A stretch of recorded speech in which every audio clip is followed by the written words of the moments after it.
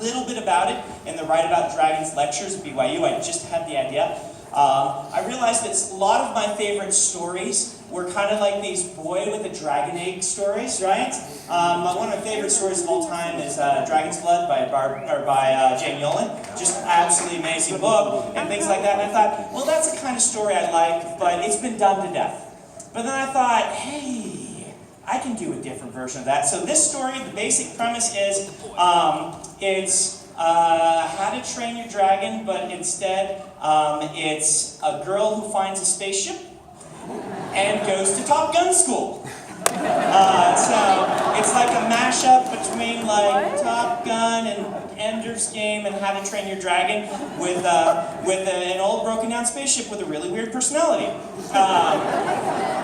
And I'm going to read you the prologue of this, which happens when the main character is rather young. So, by the way, this is his first draft, and Peter hasn't even seen this yet, so I apologize in advance. Mother always said that climbing to the surface of the planet required a person with a special mix of bravery and stupidity. Even at 5, I could see that she deliberately said that when Father was near. And I figured it probably took an extra special combination of bravery and stupidity to grin when she said it, then take your 5-year-old daughter with you next time. Of course, I was completely grown up and utterly capable as a 5-year-old girl. I was sure of this as I hiked through the rubble cavern after Father, passing lines and lines of pointed rocks on the ground. What was that funny name they had? A lot of them were broken from the bombings, the meteorite impacts. Things I'd often felt down below as a rattling of dishware or a trembling in the light fixtures. I imagined the rock things as I imagined that the rock things were the broken bodies of my enemies. Bones shattered, broken arms reaching toward the sky in a useless gesture of total and utter defeat. I was a very weird little girl. My light, a small sphere of molten energy, glowed with a deep and angry red glow, making the shadows seem to quiver and shake as I ran after Father. He looked back and smiled, and he had the best smile, so confident and sure, like he never worried about what people said about him, never worried that he was weird or that he didn't fit in. Of course, why should he? Everyone liked him. Like everyone. Even people who hated things like ice cream and playing swords. Stupid whiny little Raj McCaffrey. Even they knew that Father was awesome. He took me by the arm and pointed upward. Next part is a little tricky, Spencer, he said. Let me lift you up. I can do it, I said immediately, and shook off his arm. I was grown up. I'd even packed my own backpack, and I'd left my doll, named Destroyer, naturally, at home. Dolls were for babies, even if you'd fashioned your own full battle armor for them out of string and broken pieces of ceramic. Now, I had brought my toy fighter ship, of course. I wasn't crazy. What if we ended up getting caught in a Krell attack and they bombed our retreat, so we had to live out the rest of our lives as wasteland survivors, devoid of society or civilization? A girl needs her toy starfighter with her, just in case. I handed my backpack to Father and looked up at the crack in the stones above. Cavern seemed to end here, and there was something about that hole up there, a light that didn't seem naturally, wholly unlike the soft red magma light of our home cave of Igneous. The surface, the sky. Things I'd heard about my whole life, but never seen. I grinned and started climbing, pulling myself up the steep slope toward the crack. My hands scraped the rock as I slipped, but I didn't cry. The daughters of starfighters did not cry. I gritted my teeth and kept climbing up the rocks. The crack wasn't that high up, but it looked like 100 feet away to my eyes. I hated being so small. Any day now, I was going to go tall like my father. Then for once, I wouldn't be the smallest kid around.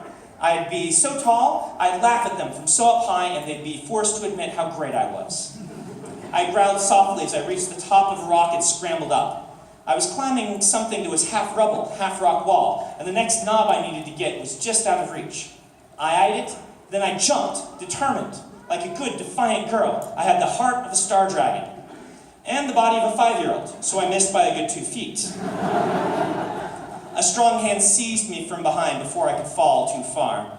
Father chuckled, holding me by the back of my jumpsuit, which I'd painted with markers to look like his flight suit, with a safety pin marking where he wore his pilot's pin. He pulled me up back onto the rock beside him, then reached out with his right hand and activated his light line. He wore the device like a metal band, or the device is a metal band like a bracelet. But once he engaged it by tapping thumb and little finger, the band glowed with a bright molten light. He touched a stone up above, and when he drew his hand back, it left a thick line of light, like a glowing rope, attached to the rock. He stuck the other end to me, wrapping it around so it fit snug under my arms. I always thought that light lines should be hot and burn to the touch, but they were instead just snugly warm, like a hug. "Okay, Spencer," he said, "try it again." "I don't need this," I said, plucking at the safety rope. Humor a worried father. "Worried? You aren't worried of anything. You fight the Krell." He laughed. "I'd rather face 100 Krell ships than your mother on the day I bring you home with a broken arm, little one." "I'm not little," I snapped. "And if I break my arm, you can leave me here until I heal. I'll fight the beasts of the caverns and become feral and wear their skins and..." "Climb," he said, grinning. "You can fight the beasts of the caverns another time. Though I think the only ones you'll find have long tails and buck teeth." I had to admit, having the light line was helpful. I could pull against it to brace myself, and if I fell, I'd only go a few feet. I was brave, but that still felt nice. We reached the crack, and Father pushed me up first. I grabbed the lip of the rock above and scrambled out of the caverns for the first time in my life. It was so open.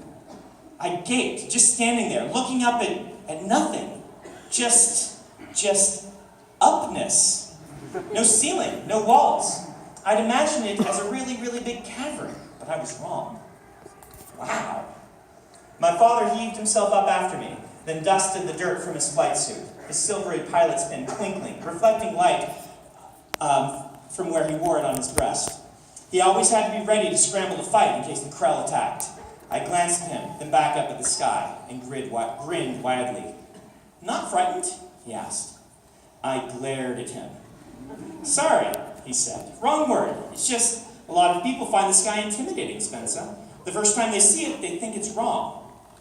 "It's beautiful," I whispered. "There's so much of it." He knelt beside me. The sky was darker than I'd assumed, but I guess that was the rubble belt. I'd been taught about it in lessons, while I worked with the other kids testing screws on machine parts. Our planet, detritus, was protected and hidden by a huge veil of broken refuse that was way up high, even outside the air, out in space. It was left over some great space battle from a long time ago.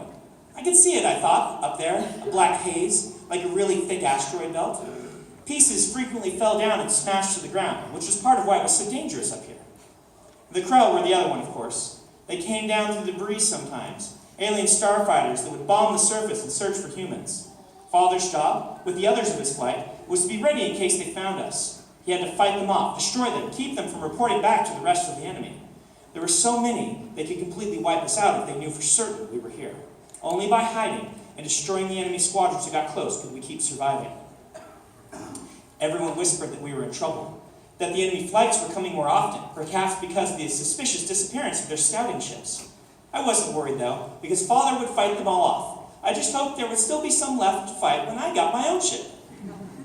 A bit of something flashed in the sky, and I hoped to be able to see a Krell ship, but it was just a bit of debris falling and making a streak of light in the sky.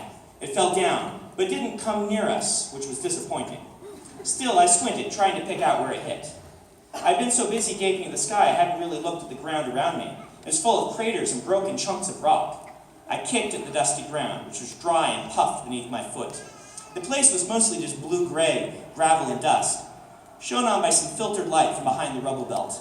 The sun was hidden back there, I knew, like a huge, enormous, super powerful version of the magma sphere I used for light. The piece of debris burned up before it hit the ground. "Where's out to base?" I said to Father. "Is that it?"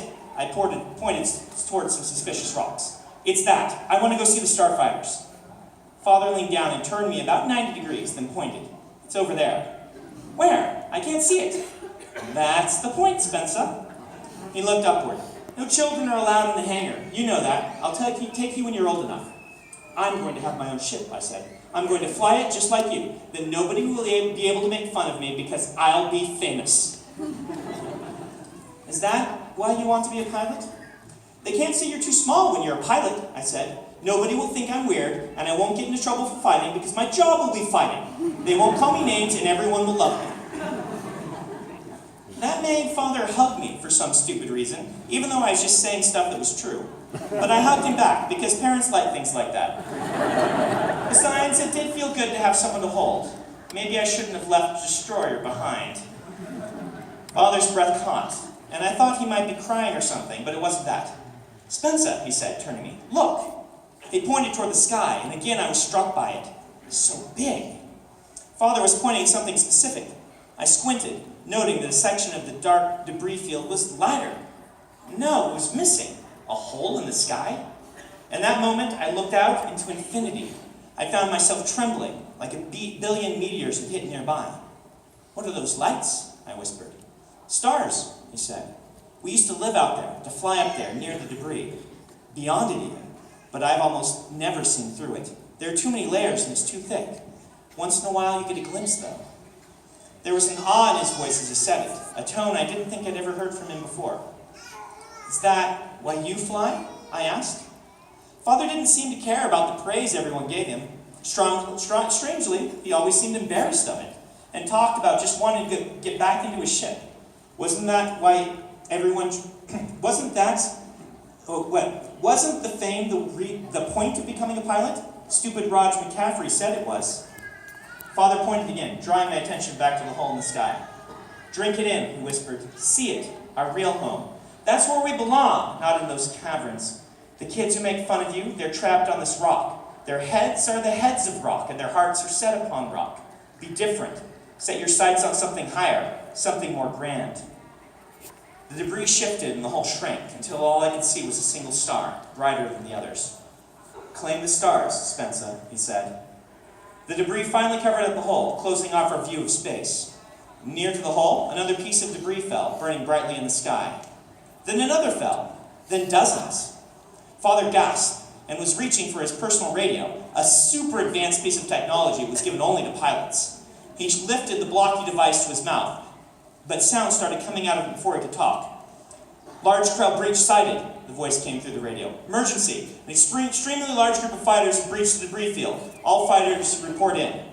There was a pause. "Sky, help us. They're heading right for Alta Base. They found us." Father lowered his radio, then looked at me. "Let's get you back." "They need you," I said, refusing to budge. "You've got to go fight." "I have to get you. I can get back myself. It was a straight trip through the cavern, except that last turn. I'll get home." He debated, glancing back toward the debris, signed that the Krell had blasted a hole in the debris to get their starfighters down through. The radio crackled again. I got a chill listening to it. Hearing the radio was a rare treat, usually limited to sitting in the cavern square and listening to broadcasts with hundreds of others. "Chaser," a new voice said over the radio. "Chaser, you there?" "Mongrel," Father said, flipping a different switch. "I'm here, up on the surface." "On the surface? Did you hear the call?" "I did." "Hot rocks, this is the big one," Mongrel said. "I'm heading to the elevator. You're not going to beat me into the sky, are you?" The man sounded eager, maybe a little too excited to be heading into battle. I liked him immediately. Father debated only a moment longer before pulling off his bracelet light line and stuffing it in my hands. "Promise you go back straight away." "I promise." "Don't doubt it." "I won't." He raised his radio. "Mongrel, radio the flight command to tell them I'm running for Alta Base. I could probably join the first flight." He dashed across the dusty ground in the direction he pointed out earlier. He stopped, however, and turned back toward me, then pulled off his pin and tossed it, like a glittering fragment of light itself, to me. I caught it. Then he was off, running, occasionally sliding down the slope to reach the hidden base. I, of course, immediately broke my promise. I climbed back into the crack to make him think I was obeying, but hid there and watched until I saw the starfighters leave the section of rock below and streak toward the sky. I squinted and picked out the dark Krell ships swarming down. Finally, showing a rare bout of good judgment, I decided I'd better do what Father had told me. I used the light line to lower myself back into the cavern, where I recovered my backpack and headed off down the tunnels. I figured if I hurried, I'd get back in time to listen to the broadcast of the fight, with the announcer explaining what was happening. I was wrong, though, as the hike was longer than I remembered, and I did manage to get lost, despite it being a relatively straight path.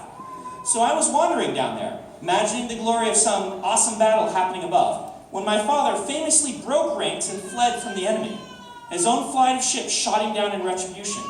By the time I got back, the battle had been won, but my father was dead, and I had been branded the daughter of a coward.